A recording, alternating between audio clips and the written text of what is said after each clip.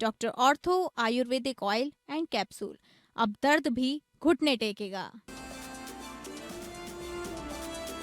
Trump ने दी Iran को चेतावनी, कहा ईरान वार्ता शुरू करे नहीं तो होंगे हमले। ट्रंप ने अगले हफ्ते तक का दिया अल्टीमेटम, वार्ता नहीं करेगा ईरान तो बिजली संयंत्रों और पुलों को निशाना बनाए अमेरिका।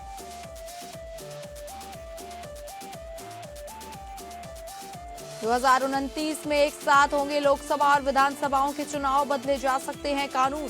संयुक्त संसदीय समिति अध्यक्ष पीपी चौधरी ने की लखनऊ में घोषणा।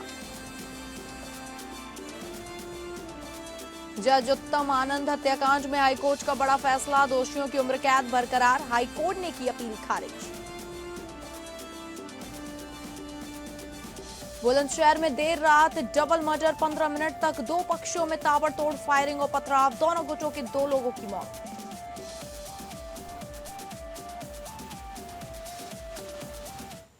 नमस्कार, आप सभी का बहुत बहुत स्वागत है टॉप अपडेट में। मैं हूं आपके साथ शालिनी राणा। शुरुआत करेंगे टॉप अपडेट की। अमेरिका में लगातार चौथे दिन ईरान के कई सैन्य ठिकानों पर एयर स्ट्राइक करते हुए ईरानी बंदरगाहों के समुद्री नाकेबंदी भी शुरू कर दी है। राष्ट्रपति डोनाल्ड ट्रंप ने साफ चेतावनी दी है कि यदि ईरान बातचीत की मेज पर वापस नहीं लौटा तो अगले हफ्ते उसके बिजली संयंत्रों और पुलों को निशाना बनाया जाएगा। ट्रंप ने दावा किया कि समझौता नहीं होने पर अमेरिकी सैन्य अभियान और तेज होगा तथा ईरान को गंभीर परिणाम भुगतने पड़ेंगे। उन्होंने कहा कि हमले तब तक जारी रहेंगे जब तक ईरान अपना रुख नहीं बदलता। इस बीच पश्चिम एशिया में दोनों देशों के बीच तनाव लगातार बढ़ता जा रहा है और एक दूसरे के ठिकानों पर हमले भी जारी हैं। अमेरिकी प्रशासन का कहना है कि हॉर्मुज़ जलडमरू मध्य पर प्रतिबंध हटने तक बातचीत आगे बढ़ना मुश्किल है। ट्रंप ने ईरान में जमीनी अभियान की संभावना से भी पूरी तरह इनकार नहीं किया है, हालांकि अन्य विकल्पों को प्राथमिकता देने की बात कही। वहीं दोनों देशों के बीच बैक चैनल संपर्क जारी रहने के बावजूद क्षेत्र में हालात बेहद तनावपूर्ण बने हुए हैं।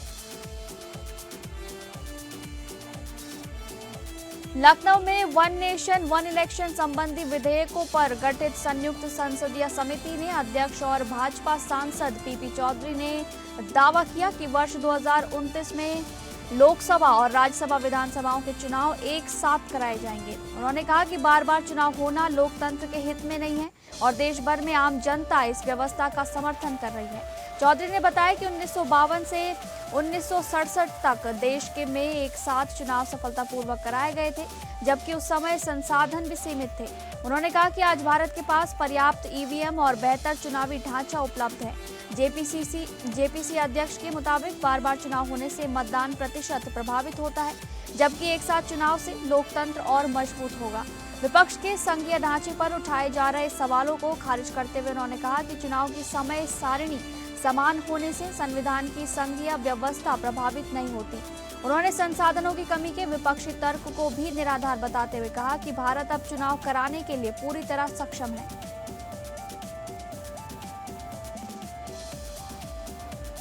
झारखंड हाईकोर्ट ने धनबाद के तत्कालीन जिला एवं स्तर न्यायाधीश उत्तम आनंद की हत्या के चर्चित मामले में बड़ा फैसला सुनाते हुए दोनों दोषियों की उम्र कैद की सजा को बरकरार रखा है। जस्टिस रोंगोन मुखोपाध्याय और जस्टिस प्रदीप कुमार श्रीवास्तव की खंडपीठ ने लखन कुमार वर्मा और राहुल कुमार वर्मा की अपील खारिज कर दी है। अदालत ने कहा कि यह घटना बेहद गंभीर थी और न्यायपालिका की सुरक्षा पर सीधा हमला माना जाएगा। हाईकोर्ट ने माना कि रिकॉर्ड पर मौजूद साक्ष्य दोनों आरोपियों की भूमिका को स्पष्ट रूप से साबित करते हैं, इसलिए सीबीआई की विशेष अदालत के फैसले में हस्तक्षेप का कोई आधार नहीं बनता। उल्लेखनीय है कि धनबाद की सीबीआई विशेष अदालत ने 6 अगस्त 2022 को दोनों आरोपियों को दोषी ठहराते हुए उम्र कैद की सजा सुनाई थी। इसी फैसले को चुनौती देते हुए दोनों ने हाईकोर्ट का दरवाजा खटखटाया था, जिसे अब खारिज कर दिया गया है। उत्तर प्रदेश के जनपद बुलंदशहर में थाना सिकंदराबाद कोतवाली क्षेत्र के गांव निजामपुर में पैसों के लेन देन को लेकर दो पक्षों के बीच ताबड़तोड़ फायरिंग शुरू हो गई। सरेआम हुई इस गोलीबारी में अजब सिंह और सोनू नाम के 2 लोगों की मौके पर ही मौत हो गई, जबकि 2 अन्य लोग घायल बताए जा रहे हैं। प्रत्यक्षदर्शियों के अनुसार दोनों पक्षों के बीच पहले से रंजिश चली आ रही थी। इसी विवाद में आज कहासुनी इतनी बड़ी कि दोनों ओर से अंधाधुंध फायरिंग शुरू हो गई। करीब 50 राउंड फायरिंग होने की बात सामने आ रही है। फायरिंग के दौरान इलाके में अफरा तफरी मच गई और लोग जान बचाकर भागे।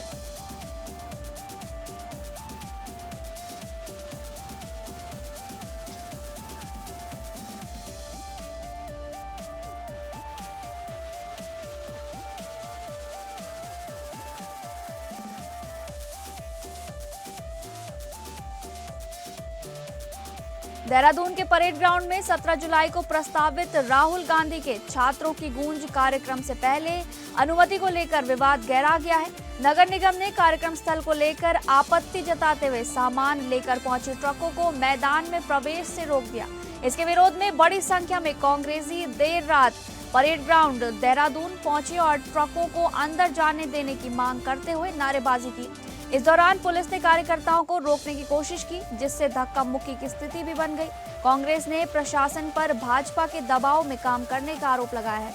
पार्टी का कहना है कि 15 से 17 जुलाई तक की अनुमति के लिए आवेदन और शुल्क पहले ही जमा कराया जा चुका था तथा सशर्त अनुमति भी मिल चुकी थी। वहीं प्रशासन का कहना है कि परेड ग्राउंड में चल रहा केंद्र सरकार का लोक संवर्धन कार्यक्रम हरेला के चलते 16 और 17 जुलाई तक बढ़ा दिया गया है। अब कार्यक्रम स्थल को लेकर सियासी विवाद और तेज होता नजर आ रहा है।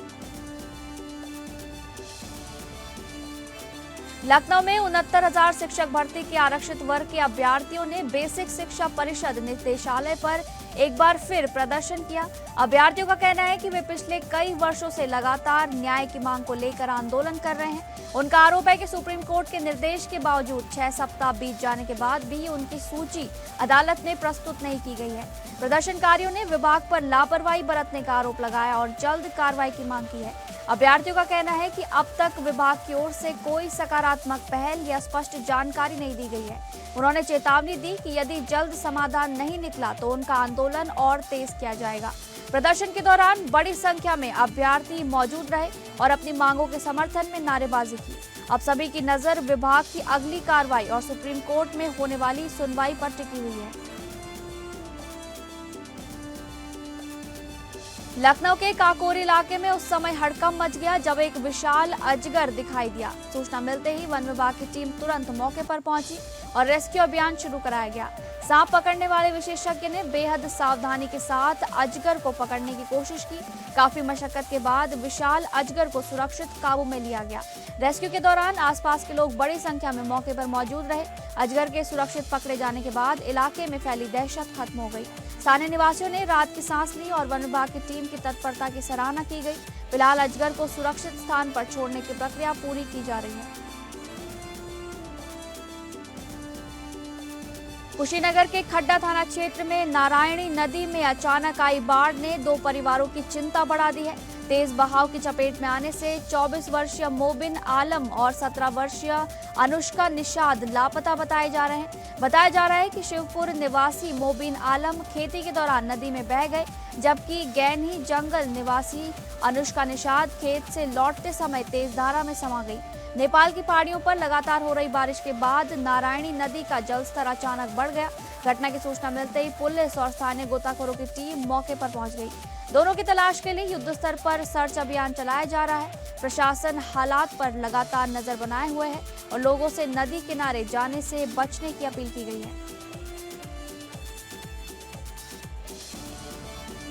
कानपुर के महाराजपुर थाना परिसर में मंगलवार को उस समय हड़कंप मच गया जब एक व्यक्ति ने कथित तौर पर अपने ऊपर डीजल डालकर आग लगाने का प्रयास किया। मौके पर मौजूद पुलिसकर्मियों ने तुरंत उसे रोकने की कोशिश की, लेकिन इस दौरान आग की चपेट में आकर थाना प्रभारी जनार्दन सिंह और एक सिपाही झुलस गए। दोनों घायल पुलिसकर्मियों को तत्काल अस्पताल में भर्ती कराया गया, जहां उनकी हालत खतरे से बाहर बताई जा रही है। पुलिस की सतर्कता से बड़ा हादसा टल गया। घटना के बाद पूरे थाना परिसर में अफरा तफरी का माहौल रहा। पुलिस पूरे मामले की जांच कर रही है और ये पता लगाने का प्रयास कर रही है कि संबंधित व्यक्ति ने आत्मदाह जैसा कदम उठाने की कोशिश क्यों की। घटना के पीछे के कारणों की जांच जारी है। झांसी के गुरसराय थाना क्षेत्र में लापरवाही ने एक पिता पुत्र को गंभीर सड़क हादसे का शिकार बना दिया। महादेव ढाबा के सामने सड़क किनारे खड़ी कार का दरवाजा अचानक खुलने से बाइक सवार गयासी लाल और उनके 70 वर्षीय पिता बाबूलाल कार से टकराकर सड़क पर गिर पड़े। इसी दौरान सामने आ रही तेज रफ्तार कार ने भी दोनों को जोरदार टक्कर मार दी। हादसे में पिता पुत्र के सिर, सीने और जबड़े में गंभीर चोटें आई हैं, जिसके बाद उन्हें मेडिकल कॉलेज झांसी रेफर किया गया, जहां दोनों का इलाज जारी है। पूरी घटना पास में लगे एक सीसीटीवी कैमरे में कैद हो गई। पीड़ित परिवार ने दोनों वाहन चालकों और संबंधित वाहन मालिकों के खिलाफ सख्त कार्रवाई की मांग करते हुए गुड़सराय थाना क्षेत्र में शिकायत दर्ज कराई है। पुलिस ने मामले की जांच शुरू कर दी है और सीसीटीवी फुटेज के आधार पर आगे की कार्रवाई की जा रही है। झांसी के लहचूरा थाना क्षेत्र के ग्राम चकारा में देशी शराब की दुकान के विरोध में महिलाओं का गुस्सा खुलकर सामने आया। आक्रोशित महिलाओं ने शराब की दुकान पर पहुंचकर जमकर हंगामा किया और कई शराब की बोतलों को सड़क पर फेंक दिया। विरोध के दौरान दुकान में तोड़फोड़ भी की गई, जिससे मौके पर अफरा तफरी का माहौल बन गया। ग्रामीणों का आरोप है कि स्कूलों और मंदिरों के पास संचालित इस शराब की दुकान को हटाने की मांग लंबे समय से की जा रही है। उनका कहना है कि कई बार शिकायतों के बावजूद प्रशासन ने कोई ठोस कार्रवाई नहीं की है। इस नाराजगी के चलते महिलाओं ने विरोध का ये कदम उठाया है। घटना का वीडियो भी सोशल मीडिया पर तेजी से वायरल हो रहा है। फिलहाल पुलिस पूरे मामले की जांच में जुटी है और स्थिति पर नजर बनाए हुए है। हापुड़ जिले की पौष कॉलोनी प्रीत विहार में तेंदुए जैसे खतरनाक जानवर की मौजूदगी ने इलाके में दहशत फैला दी है। रात के अंधेरे में कॉलोनी की गलियों में घूमते इस जानवर की तस्वीर सीसीटीवी कैमरे में कैद की गई है। फुटेज सामने आने के बाद स्थानीय लोगों ने वन विभाग और पुलिस को सूचना दी है। सूचना मिलते ही वन विभाग की टीम मौके पर पहुंची और जांच शुरू कर दी। अधिकारी जानवर की सही पहचान के लिए सीसीटीवी फुटेज का बारीकी से विश्लेषण कर रहे हैं। यदि ये तेंदुआ साबित होता है तो पूरे क्षेत्र में विशेष सर्च ऑपरेशन चलाया जाएगा। घटना के बाद कॉलोनी लोग रात में घर से बाहर निकलने से बच रहे हैं और बच्चों व महिलाओं को सुरक्षा को लेकर भी चिंताएं बढ़ गई हैं। इस घटना ने हापुड़ और आसपास के क्षेत्रों में जंगली जानवरों की बढ़ती आवाजाही को लेकर एक बार फिर सवाल खड़े कर दिए हैं।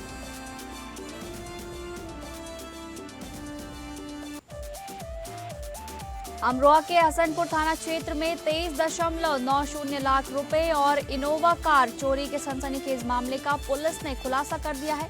जांच में सामने आया कि मालिक के भरोसेमंद ड्राइवर मनोज ने अपने भाई कमल के साथ मिलकर पूरी साजिश रची थी।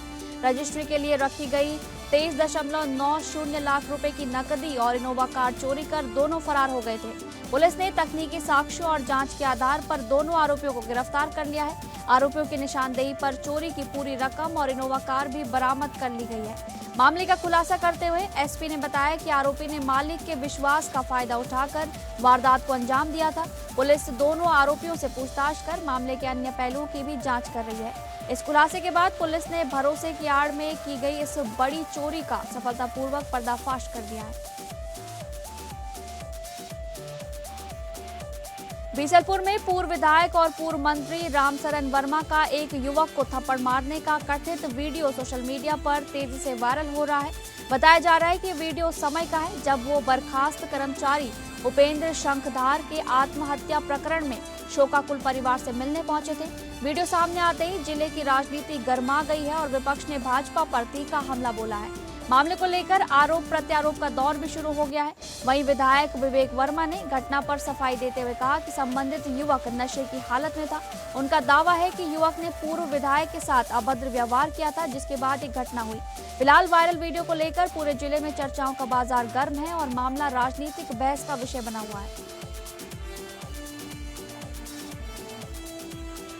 महाराष्ट्र के पुणे के कोठरुड इलाके में एक बार फिर कोयता गैंग का खौफ देखने को मिला है, जहां 8 से 10 बदमाशों ने बीच सड़क पर एक युवक पर जानलेवा हमला कर दिया।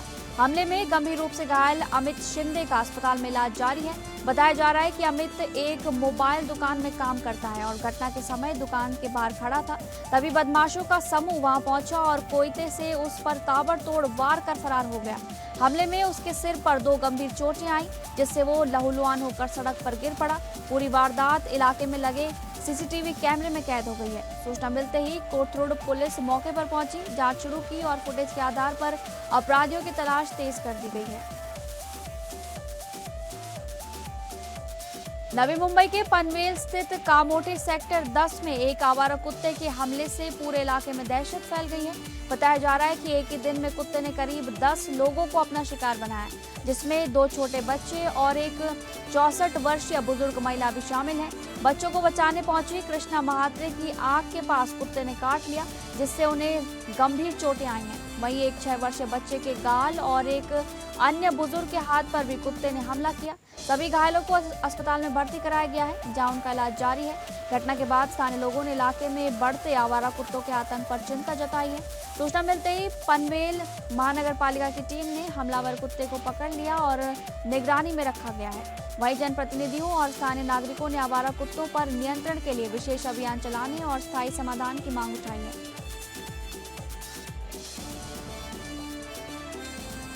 हरदोई के पचदेवरा थाना क्षेत्र के ख्वाजगीपुर गांव में उस समय हड़कंप मच गया जब तालाब से निकलकर एक मगरमच्छ ग्रामीण बेचेलाल के घर के बरामदे में घुस आया।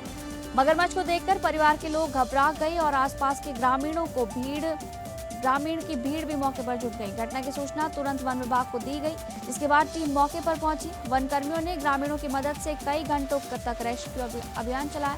कड़ी मशक्कत के बाद मगरमच्छ को सुरक्षित पकड़ लिया गया, जहां वन विभाग ने बताया कि मगरमच्छ को आबादी से दूर सुरक्षित स्थान पर नदी में छोड़ा जाएगा। घटना के बाद पूरे गांव में दहशत का माहौल रहा। हालांकि सफल रेस्क्यू के बाद लोगों ने राहत की सांस ली। अमरोहा के सैदनगली थाना क्षेत्र में तेज रफ्तार का कहर एक बार फिर देखने को मिला है, जहां अज्ञात वाहन ने बाइक सवार को कुचल दिया। हादसा उजारी हसनपुर मार्ग पर अंबर पैलेस के सामने बताया जा रहा है, जिसमें बाइक सवार की मौके पर ही दर्दनाक मौत हो गई। दुर्घटना के बाद वाहन चालक मौके से फरार हो गया। मृतक की अब तक शिनाख्त नहीं हो सकी है, जिससे पुलिस पहचान कराने का प्रयास कर रही है। सूचना मिलते ही पुलिस मौके पर पहुंची और शव को कब्जे में लेकर पोस्टमार्टम के लिए भेज दिया गया है। पुलिस आसपास के सीसीटीवी कैमरे और अन्य साक्ष्यों के आधार पर फरार वाहन व चालक की तलाश में जुटी है। हादसे के बाद क्षेत्र में शोक और चिंता का माहौल बना हुआ है।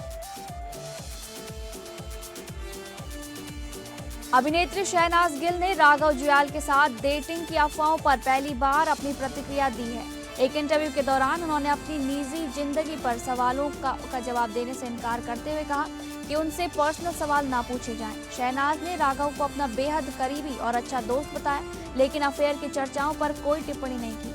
उन्होंने बातचीत का रुख राघव के काम और उनकी आने वाली फिल्म की ओर मोड़ दिया। शहनाज ने फैंस से अपील की कि वे राघव की फिल्म भाई तेरा स्टार है वो सिनेमाघरों में जाकर जरूर देखें और उनका समर्थन करें। उन्होंने कहा कि राघव ने बिना किसी फिल्मी बैकग्राउंड के अपनी मेहनत और प्रतिभा के दम पर ये मुकाम हासिल किया है। विवेक बी अग्रवाल के निर्देशन में बनी ये कॉमेडी फिल्म 30 जुलाई 2026 को सिनेमाघरों में रिलीज होगी। शहनाज के इस बयान के बाद दोनों के रिश्ते को लेकर चल रही चर्चाओं ने एक नया मोड़ ले लिया है। लॉकअप सीजन 2 में अभिनेत्री आकांक्षा चमोला ने अपने वैवाहिक जीवन और तलाक को लेकर एक बार फिर खुलकर बात की है। उन्होंने साफ कहा कि वो दूसरी शादी नहीं करना चाहती और इस बारे में कभी भी गौरव खन्ना से सलाह नहीं लेंगी। शो के दौरान राम कपूर के साथ बातचीत में आकांक्षा ने कहा कि अब वो अपनी जिंदगी अपने दम पर और अकेला जीना चाहती हैं। उन्होंने बताया कि शादी के बाद समय के साथ उन्हें एहसास हुआ कि वो मातृत्व के लिए खुद को तैयार महसूस करती थी और इसी वजह से रिश्ते में बदलाव आए। आकांक्षा ने यह भी कहा कि फिलहाल वो किसी भी तरह के रोमांटिक रिश्ते में नहीं रहना चाहती। उनके मुताबिक ये उनकी जिंदगी का एक ऐसा दौर है जिसे उन्होंने एसेक्सुअलिटी से जोड़ा है। अभिनेत्री ने कहा कि अब वो पहली बार अपने माता पिता और पति से अलग अपने घर में स्वतंत्र जीवन बिताने की तैयारी कर रही हैं।